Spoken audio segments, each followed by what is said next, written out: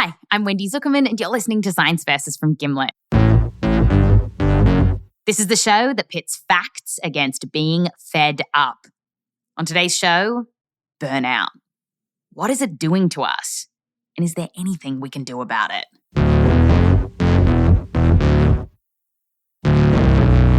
These days, there's this meme where people quit their crappy jobs in the finest blaze of glory. Here's my favourite. It's Beth's. She shared this video on TikTok. You can't see her face in it, but you can see her pink braids. And to start, she takes some deep breaths. All right. And then picks up this phone. Attention, Walmart shoppers and associates. My name is Beth from Electronics. I've been working at Walmart for almost 5 years, and I can say that everyone here is overworked and underpaid. Beth is pissed. We're told that we're replaceable. And sick of her bosses. Shame on y'all. I hope you don't speak to your families the way you speak to us. Manage it and this job. I quit. And watching her video is such a rush. It's like, yeah, she did it. And there's more Beths out there than ever before. According to the US Bureau of Labor Statistics, in August, around 1 in every 35 workers in the US quit their jobs. That was more than 4 million people. It's the highest on record. Hence, the videos. I quit. I quit. I quit. Oh, yeah. Shoo-ba-doo-doo-doo-doo. I am quitting this job. People are quitting for all kinds of reasons.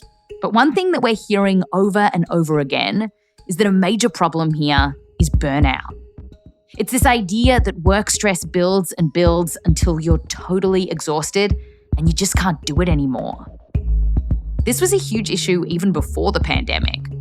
One big study in the US found that almost a third of people who were working had burnout. Almost a third. And it feels like it's just gotten worse since the pandemic started. So today, we're going to dig into this. We're asking, how is burnout messing with our bodies and our brains? And then we're going to look at a possible fix. It's one of the buzziest solutions around. The pandemic is changing almost every aspect of work, and it might even make our weekends longer. The idea of a 4-day work week is picking up steam. It sounds mad that companies would do this, give us a day off and pay us the same. But champions of the 4-day work week reckon we'll be more productive and still get all our work done in just 4 days. So is that true? When it comes to burnout, there's a lot of I am quitting this job. But then there's science. Science versus Burnout is coming up just after the break.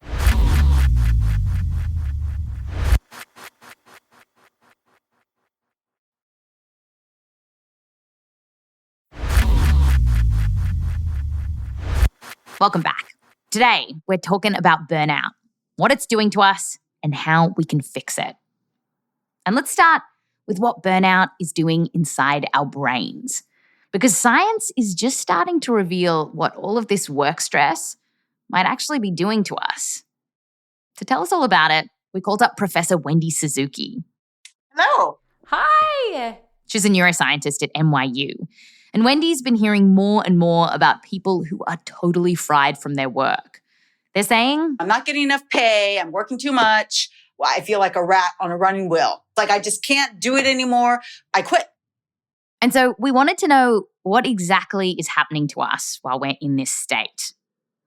So Wendy says we can think of burnout as an extreme form of stress. And to understand what it's doing to our body, she took us back in time.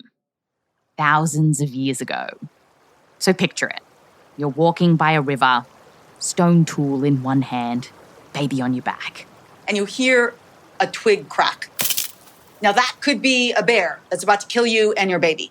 And so you have immediate anxiety from that little noise before you know what it is. And that triggers a physiological stress response that we're all familiar with. Increased heart rate, increased respiration, that funny feeling in your stomach, which is blood rushing from your digestive and reproductive organs out to your muscles so that you can either fight the bear or run away. And that's how the stress response evolved, to help us get out of danger. And the problem today is that we have the equivalent of twigs cracking multiple times an hour. At work, those cracking twigs are your boss saying, Can you work this weekend? There's so much to do. There's 10 shifts at the restaurant because you're the only worker there because I can't hire anybody else and I need you to work. There's going to be a review of your performance. You're too good at this, Wendy. Oh, sorry. That was my boss voice. So this happens to us all the time, every single day. Our body treats that as a threat. And so that stress response is deployed. Oh, sorry, my cat is... Wait.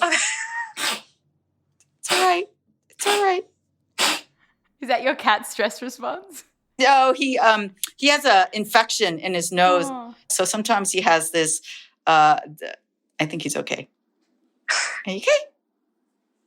Okay, he's good.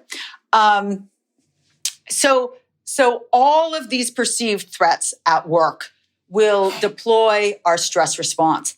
So that stress response is literally our brain recognizing a threat and then kicking off this process where stuff like cortisol and adrenaline shoot through our body. And when we experience this stress response over and over, it can start to take its toll. So, for example, it can start to screw around with our brain cells. Here's how we think that might happen.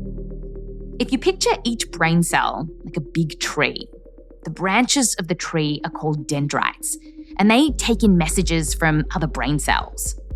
Studies in mice and rats have found that when they experience a ton of stress for weeks, some of those branches can get hacked away. Yeah, their little rodent brains have fewer and shorter dendrites. So it's basically pruning your branches so you can't get as much information. It's not like one bout of stress and these dendrites start to die. That's long-term stress. And curiously, research is suggesting that brain cells aren't just getting pruned everywhere. So one particular part of the brain that seems to be affected is our prefrontal cortex. It's this part of our brain that's particularly important for helping us focus and pay attention. It's the CEO of your brain. I need to focus on Wendy because she is asking me questions right now. It is my prefrontal cortex that's helping me do that. And I'm not focused on my cat over there who might have an infection, but he doesn't need me to focus on him right now. One study took 40 people with severe burnout, put them into an MRI machine to actually look into their brains. And they found that those people tended to have a smaller prefrontal cortex compared to a group of people who were doing just fine. Other studies in chronically stressed out people have found this kind of thing too. Now, this kind of research can't tell us that burnout is causing that part of the brain to shrink because maybe these people already had a smaller prefrontal cortex. But based on those animal studies, Wendy Suzuki is pretty convinced. And if burnout can shrink our prefrontal cortex, then this could start to affect our ability to concentrate. And we do see that people with burnout in studies sometimes struggle with focusing or remembering stuff. And so your prefrontal cortex is not working as well. Your decision-making process is not working as well. So research is starting to show that burnout can have these real impacts on our brains. And it's also bad for our bodies. All that stress ups our risk of heart disease. It can bung up our immune system, and it might even make us grind our teeth, which often happens in the middle of the night when you've got no idea. This has gotten worse since the pandemic. More dentists are seeing it, including my dentist.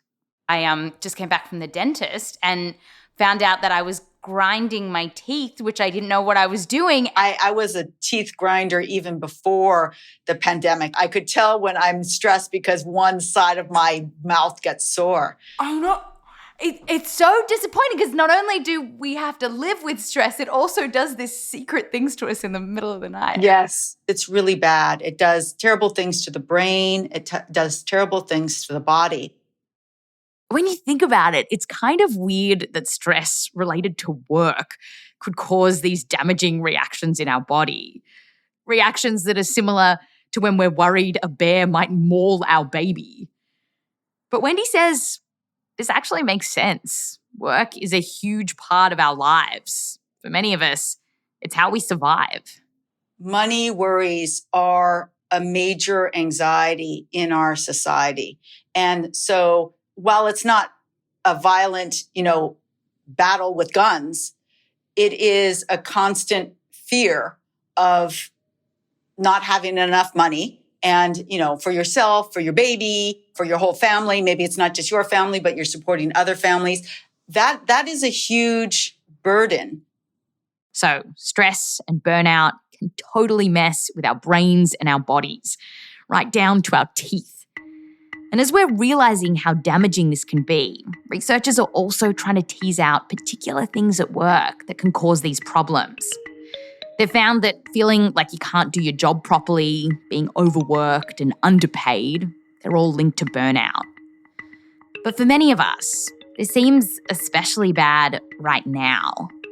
So next up, we want to zoom into one big change that's happened during this pandemic: working from home. At the peak of the pandemic in the US, 40% of people with jobs were doing this.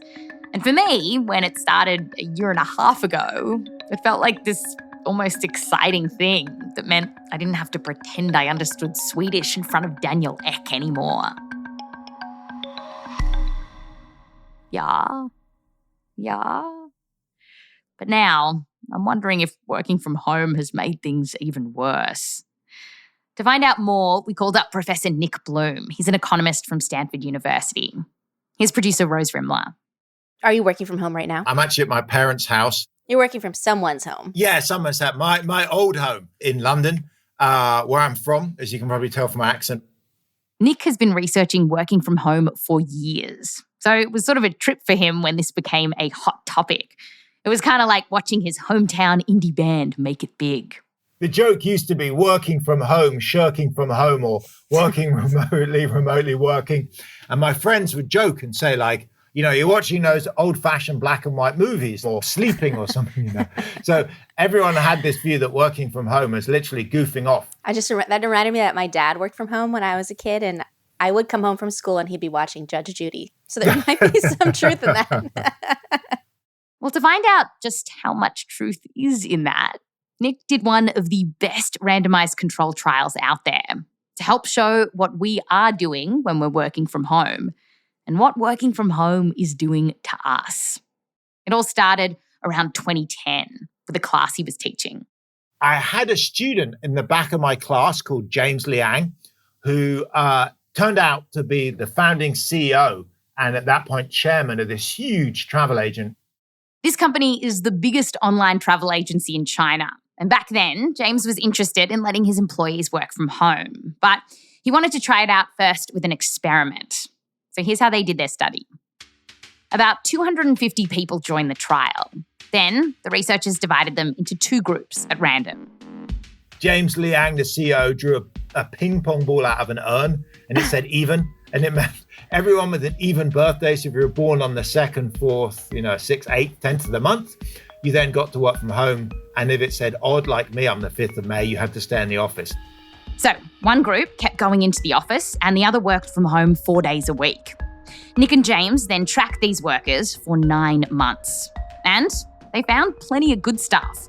People working from home were less likely to quit. And because they didn't have to commute anymore, they got to spend more time with their family. Plus, they didn't have to hang out with annoying co-workers anymore. Like one worker told Nick, the person in the cubicle next to me in the office, they are cutting their toenails under the desk with an enormous toenail clipper at work. Oh, they it's said so gross. It's like disgusting. And she said, it's horrible. I can't concentrate. When they get that clipper, I hear that clip sound. Yeah, so working from home was definitely good for that person. And it was also good for the company. Nick and James found that the group working from home got more stuff done, which back in 2011 was a shock. James and I and everyone else involved were completely amazed, like stunned, when it turned out that people working from home are not less productive, actually more productive. They were 13% more productive working from home than they were in the office, that is an enormous amount. 13%, that's almost an extra day a week. But here is the problem. While some of those gains were from people being more efficient, perhaps not being so distracted by the clip, clip, clip of toenail clippers, a lot of it was just because people were pulling more hours at work. Other studies have found this too. The people working from home just spend more time on the job. And this could partly be because working from home can just blur the boundaries between being on the job and not on the job. And it can make it harder to switch off. A survey of about 1,000 people working from home during the pandemic found that 2/3 of them said that this was a big downside for them. And other research has found that people working from home are almost twice as likely to worry about work when they're not on the clock. And Wendy Suzuki sure is feeling the crunch of working from home. Now I'm just working 25 hours a day because I can't get away from Zoom and I can't even go to the bathroom. At least when I was at work, I could shut my door and, sneak off to the bathroom. And even in Nick's study over at the travel agency, a year or so later, half the people working from home wanted to go back to the office, mostly because they were lonely. They said, forget it, we're going back. Yeah, it's kind of stunning. These are folks that opted to work from home initially, took part in the experiment, they're changing their mind, they're asking to come back. So even though working from home sure has its upsides, more flexibility, not commuting, no click, click, click of toenails, for some of us, it's probably grinding us down even more. After the break, though, a solution is at hand. We're traveling across the sea to a magical place where the sky glows green and the Hulderfolk merrily work without ever experiencing burnout. Or so we're told. The 4-day work week is coming up after the break.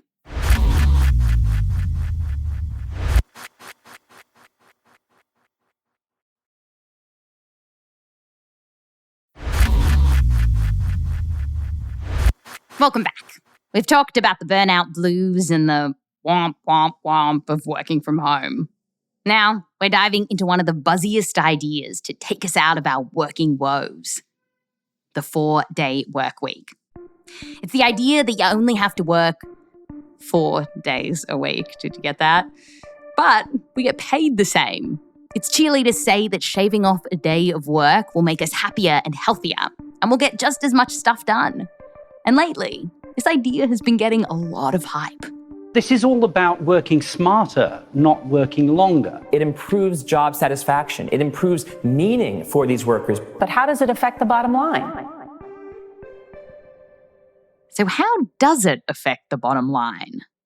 And it's not like I'm cozying up to Jim from accounting here. Sorry, Jim. It's just that there's no way lots of companies are going to take this on if it means that we're not getting our work done. Well, if you're following the news, it suggests that this isn't a problem. Because they're saying, just look at what's happening in Iceland.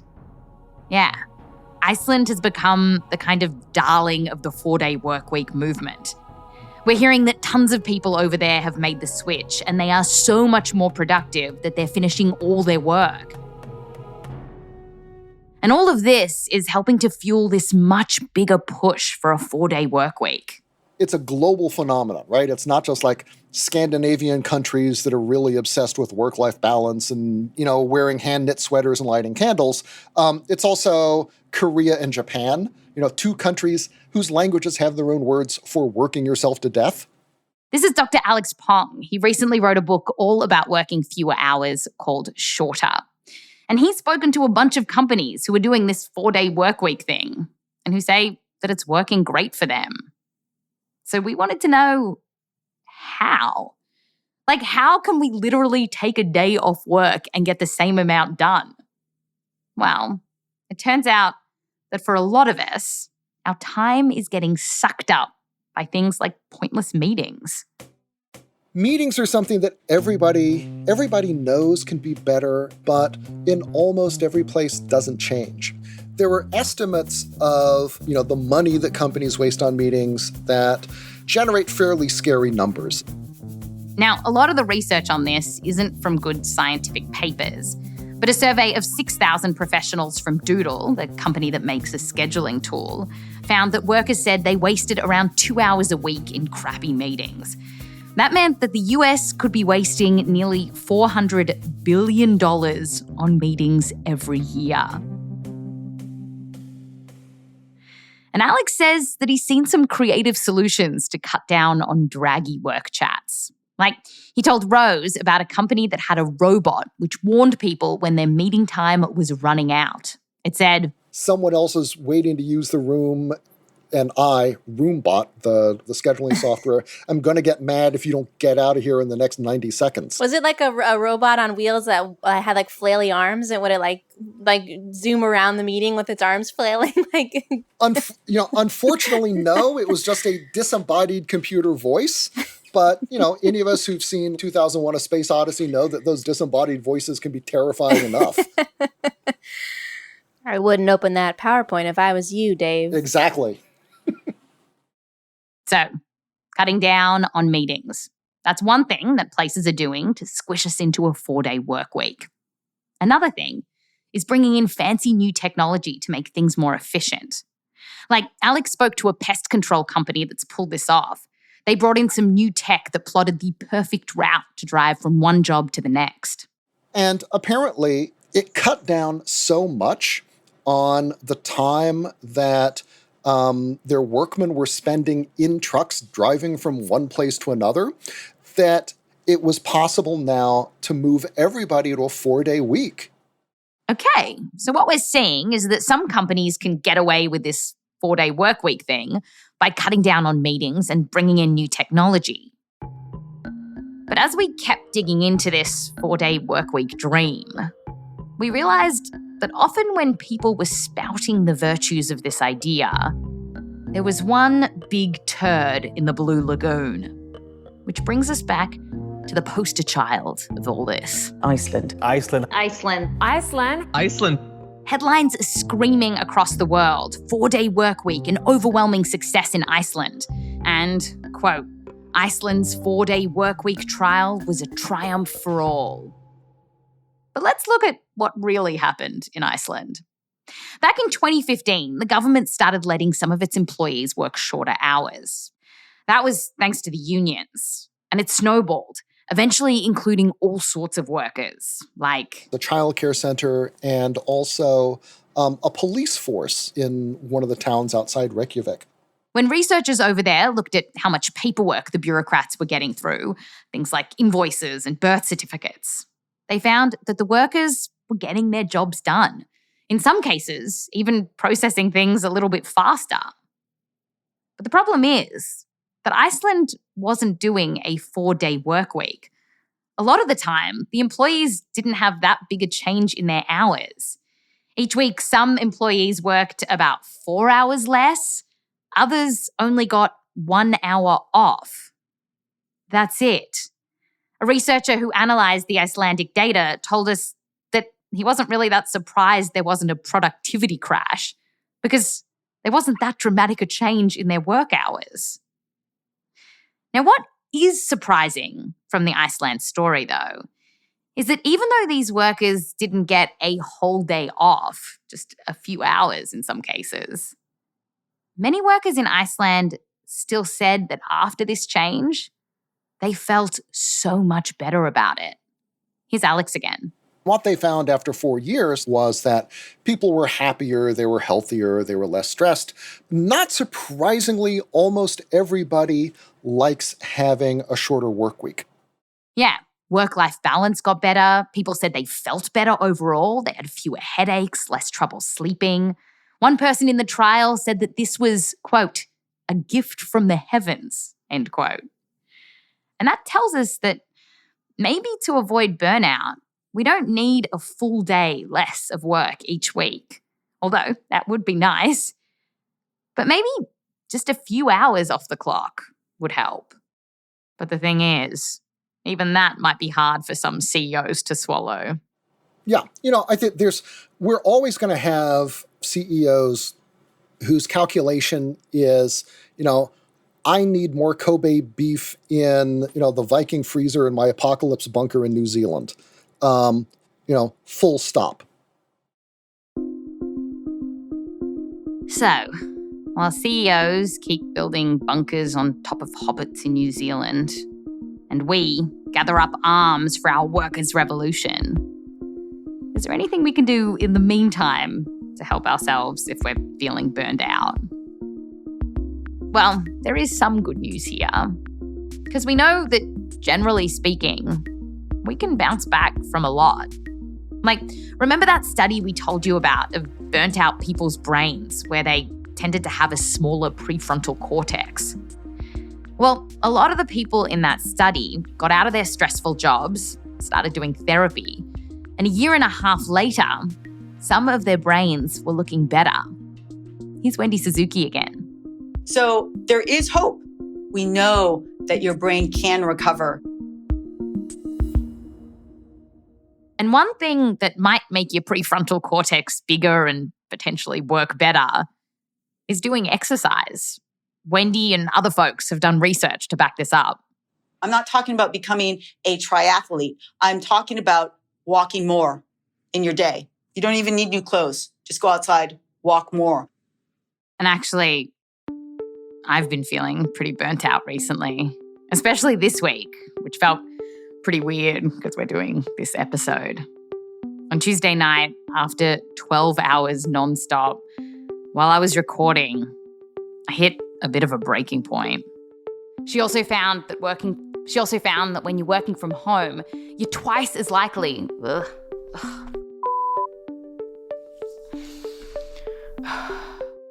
So I went for a run.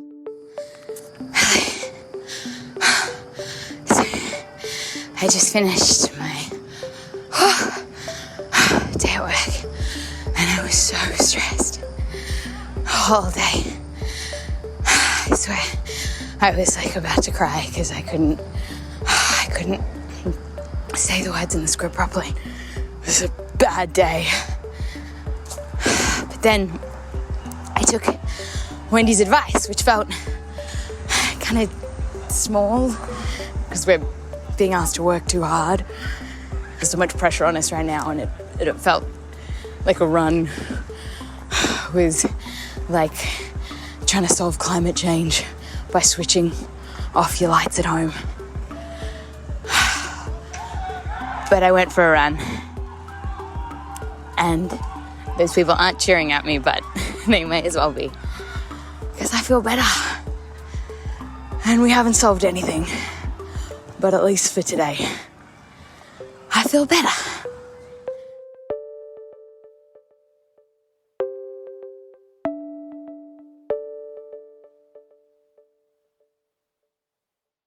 So, Wendy, one last question. Mm-hmm. If you're in a situation like a work environment that is chronically stressing you out, mm-hmm. At what point do you just quit? Because if it's so bad for your brain and your body to be in constant stress. Mm-hmm. Yeah.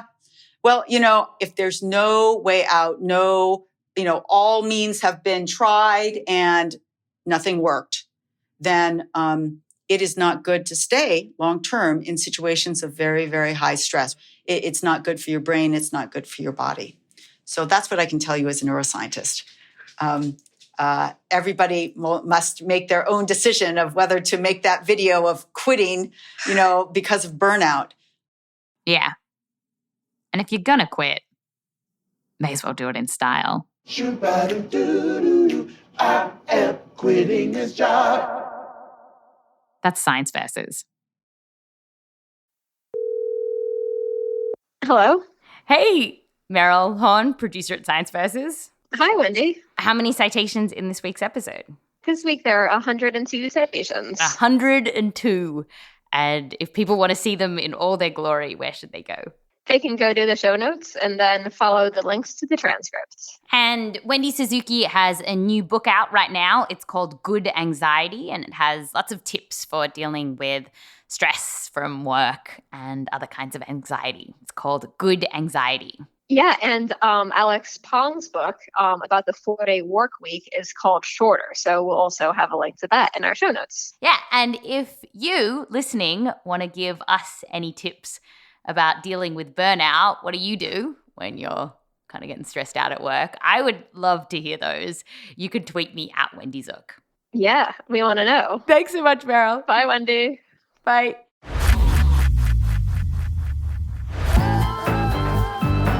This episode was produced by Meryl Horn with help from me, Wendy Zukerman, Rose Rimler, Nick DelRose, Michelle Dang, and Ekedi Fausther-Keeys. We're edited by Blythe Terrell. Fact-checking by Erica Akiko Howard. Mix and sound design by Bumi Hidaka. Music written by Peter Leonard, Emma Munger, Bobby Lord, and Bumi Hidaka.